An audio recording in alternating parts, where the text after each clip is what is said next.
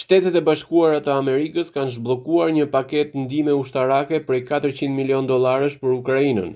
Lajmi u konfirmua nga sekretari amerikan I luftës Pete Hegseth, I cili deklaroi se fondet janë liruar zyrtarisht një ditë më parë, pasi u tejkaluan pengesat burokratike që kishin mbajtur pezull zbatimin e paketës. Kjo ndihmë ishte miratuar më herët nga Kongresi, por qëndroi për muaj të tërë bllokuar në Pentagon, duke nxitur kritika si nga republikanët ashtu edhe nga demokratët, të cilët akuzuan Departamentin e Luftës për vonesa të qëllimshme.